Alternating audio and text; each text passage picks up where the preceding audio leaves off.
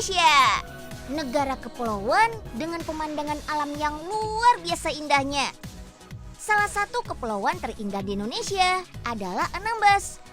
Terletak di sebelah utara Pulau Natuna, berbatasan langsung dengan Laut Cina Selatan. Terdapat 255 pulau di Kepulauan Anambas, tapi baru 26 pulau yang sudah berpenghuni. Bahkan 5 pulaunya termasuk pulau terluar yang berbatasan langsung dengan negara tetangga. Luas Kepulauan Anambas mencapai 46.000 km persegi dengan jumlah daratan hanya 1,3% saja. Anambas bisa dikatakan mutiara tersembunyi di Indonesia loh. Potensi wisata bawah lautnya tidak kalah dengan Raja Ampat di Papua. Bahkan keindahannya melebihi Maladewa.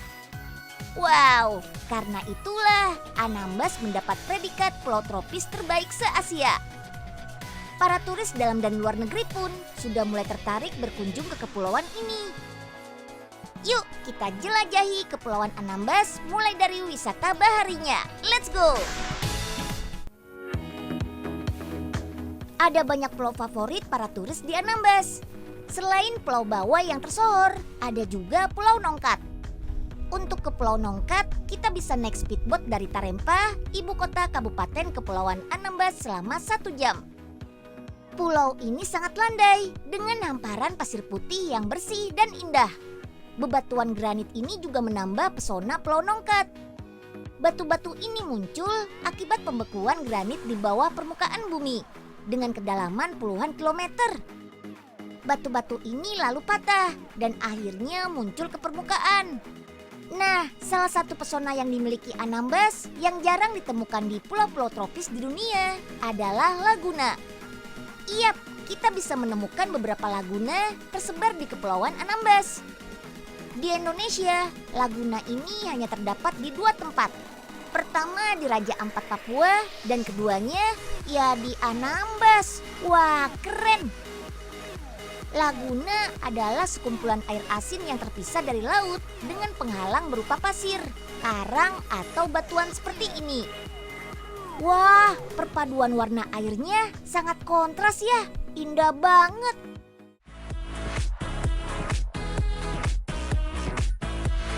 Penduduk di Anambas sekitar 46.000 jiwa dan sekitar 70%-nya punya mata pencarian sebagai nelayan.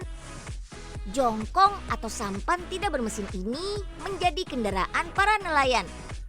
Cara mancingnya masih tradisional loh, masih pakai tali kenur atau tali pancing dan umpan untuk ikan. Walaupun begitu hasil tangkapannya luar biasa besar, mencapai 1 juta ton per tahun. Wow, mantap! Nah, di pasar ikan Siantan inilah nelayan menjual hasil tangkapannya. Salah satu jenis ikan yang paling banyak kita temui adalah ikan tongkol atau di sini disebut ikan simbok. Uniknya, jual ikannya tidak ditimbang loh. Karena sudah ahli, mereka bisa tahu bobot ikan untuk tiap ekornya. Wih.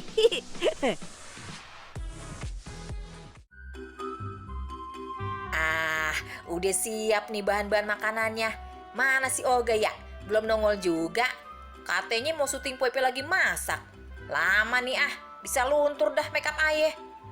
Pok, maaf ya, telat. Dah, kebiasaan banget ya. Ya udah buruan, ambil gambar bahan-bahannya dulu ya. Siap, Pok.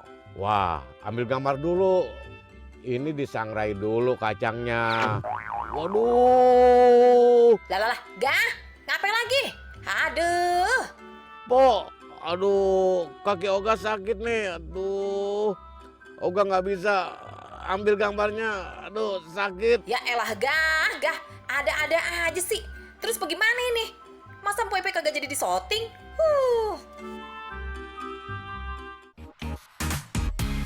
Ini dia kuliner khas Anambas, laksa sagu. Makanan berbentuk mie ini dilengkapi kari santan yang gurih banget. Wah, Unyil sudah gak sabar nih ingin buat laksa sagunya. Pertama kita buat mie-nya dulu yuk. Bahannya adalah tepung sagu. Oh iya, tepung sagu mirip dengan tepung tapioka. Bedanya, tepung tapioka terbuat dari batang pohon singkong, sedangkan tepung sagu sendiri dari pohon rumbia. Tepung sagu punya tekstur yang sangat lembut, makanya jika bercampur dengan air langsung berubah kenyal. Padatkan tepung sagu sampai kalis seperti ini. Sip, sekarang kita cetak dengan alat cetak mie ini. Unik banget ya bentuknya. Alat ini bisa membuat mie menjadi lebih padat sempurna. Tepung sagu ini kaya karbohidrat loh, makanya cocok sebagai makanan pengganti nasi. Oke deh, sekarang kita olah mie dengan bumbu-bumbu khas. Rebus dulu mie sagunya. Lanjut, mie yang sudah direbus kita cetak di piring kecil ya. Jadi nanti mie-nya tidak memanjang seperti biasa. Jadi mirip kerupuk ya. Lanjut, masak kuahnya yuk. Haluskan potongan kunyit dan kecombrang. Begitu juga cengkeh dan bumbu dapur lainnya. Oke deh, saatnya hancurkan ikan tongkolnya yuk. Banyak makanan Anambas menggunakan ikan tongkol sebagai bahan utamanya. Selain dagingnya lezat, juga kaya omega 3 dan protein. Mantap! Campuran cabai merah juga akan menambah rasa pedas. Wih, bikin mie laksenya makin nikmat disantap. Oh iya, tambahkan santan kelapa ya. Santan ini memberikan rasa gurih pada makanan. Yummy! Wanginya sudah tercium sama unyil nih. Wah, pasti lezat. Oh iya, nama laksa berasal dari bahasa Sanskerta yang artinya banyak. Gak susah kok untuk mencari laksa sagu ini. Hampir di semua warung makan di Kepulauan Anambas menjualnya. Harganya juga terjangkau, mulai dari Rp10.000. Hampir jadi nih laksa sagunya. Udah gak sabar pengen nyobain. Pasti enak. La la la la la la la la la la. Wah, Mel, masak apaan tuh? Kayaknya enak nih. Unyil, Melani lagi masak laksa sagu nih. Makanan khas Anambas. Mau Nyil? Wah, mau dong Mel. Aduh, masak apa nih Den? Mel? Pak Enying, ini lagi masak laksa sagu. Enak ya Mel? Pak Enyeng belum pernah coba. Mana lagi sakit nih. Kalau pengen mau, ya ambil aja punya unyil. Gak apa-apa kok. Makasih ya Den. Melan. Cepet sembuh ya Pak. Iya. Lumayan, udah dapat makan gratis lagi. Emang enak Enyeng kerjain.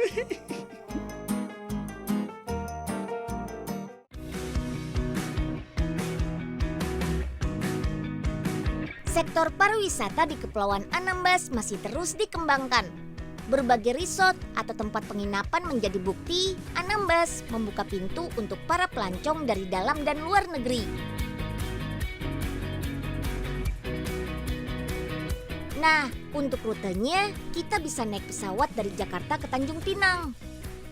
Dari Bandara Tanjung Pinang kembali naik pesawat kurang lebih 55 menit ke Bandara Matak, Anambas. Oh iya, jadwal pesawat dari Tanjung Pinang ke Matak hanya ada di hari Senin dan Sabtu. Atau alternatif lainnya bisa melalui kota Batam. Naik kapal feri dengan waktu tempuh hampir 9 jam perjalanan.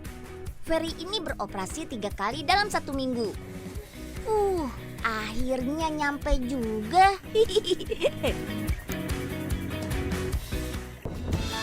Wah, kapal cepat sudah menunggu kita di dermaga nih. Nah, sekarang Unyil dan teman-teman mau ke Pulau Piugus. Pulau dengan pemandangan eksotis di Anambas. Dari Tarempa, perjalanan bisa ditempuh dalam waktu 45 menit. Selama perjalanan, kita akan disuguhkan dengan keindahan gugusan pulau-pulau di Anambas. Wah, keren banget. Oke deh, sampai juga di Piugus Resort. Resort ini baru berdiri tahun 2015 lalu.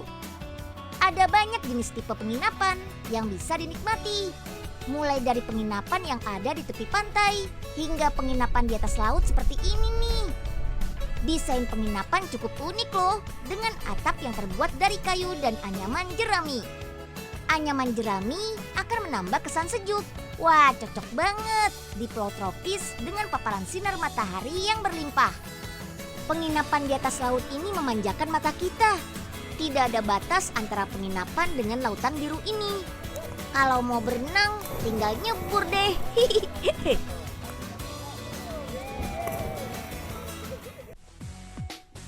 Kalau sudah kepiugus, rugi deh kalau tidak menikmati wisata bahari yang tiada duanya.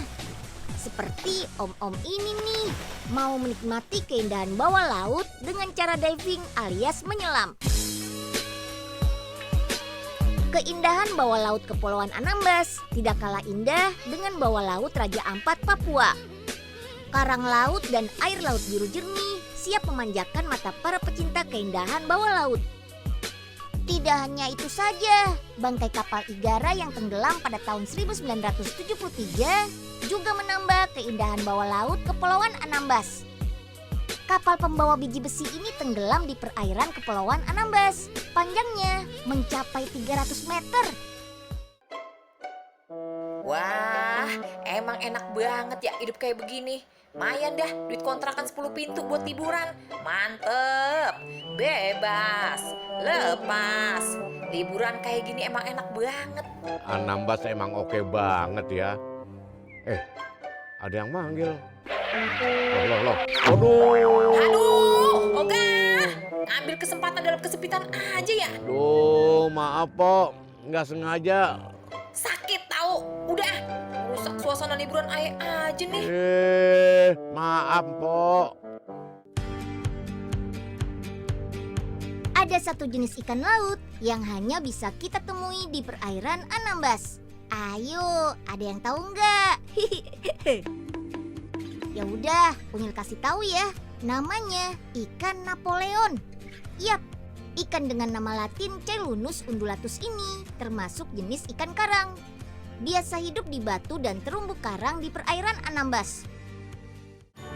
Potensi ikan Napoleon yang besar ini dimanfaatkan oleh sebagian masyarakat di Anambas.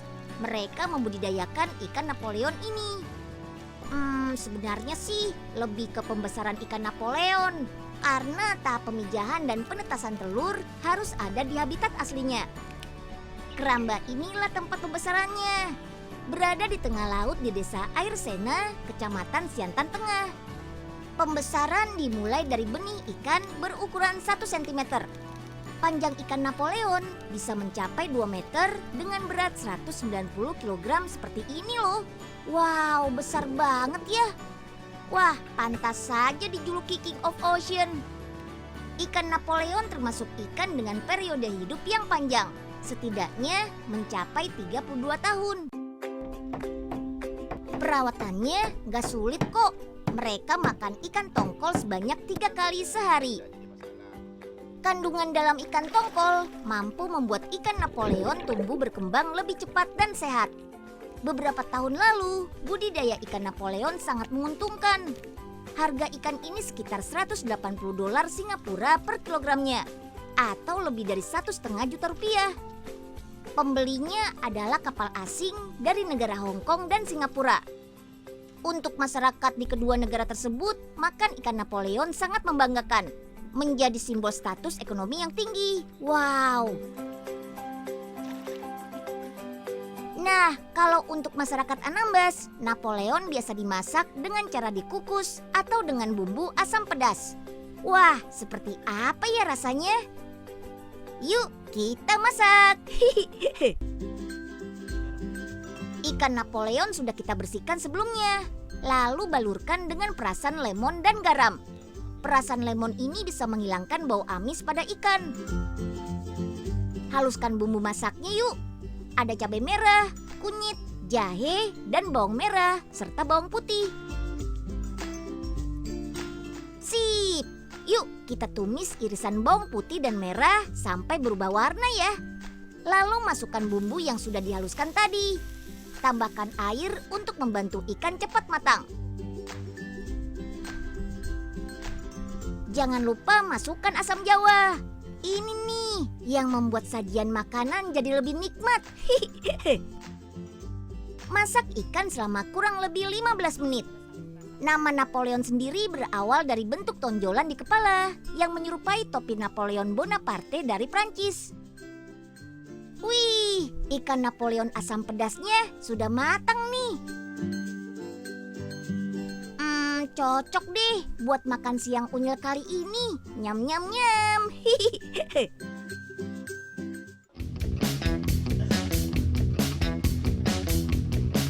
Oke, sekarang kita kulik kerajinan khas Anambas. Namanya kain batik cual.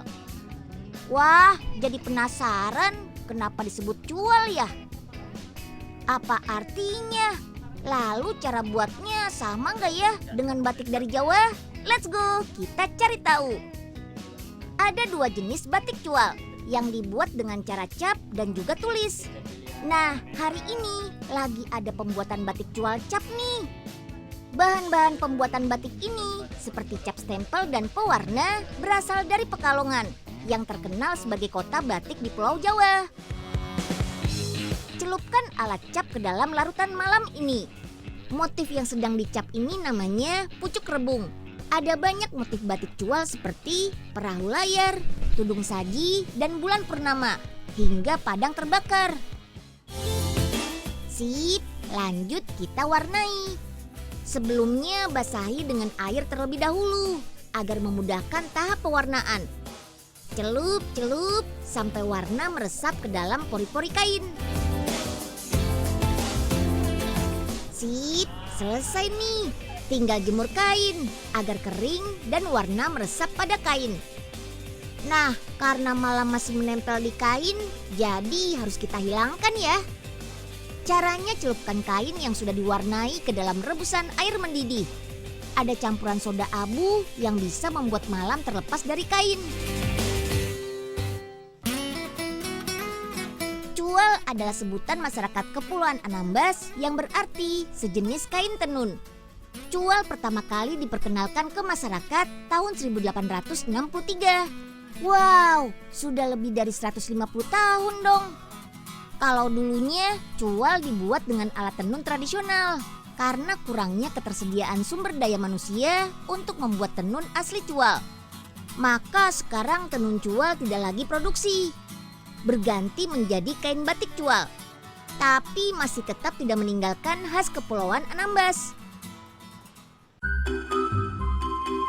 Pok, tungguin apa, Pok?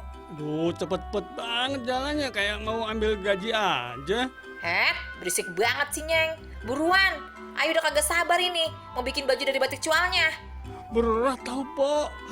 Pelan-pelan aja, kenapa kayak lagunya Kotak tuh yang pelan-pelan saja. Udah, buruan, Nyeng. Ya elah, Pok. Malu sama rambut. Jalan lama banget sih. Aduh. Lah, mana si Gondrong? Pok, yang di bawah nih. Duh ilah, malah rebahan di mari. Orang jatuh dibilang rebahan. Oh, tolongin dong, Pok.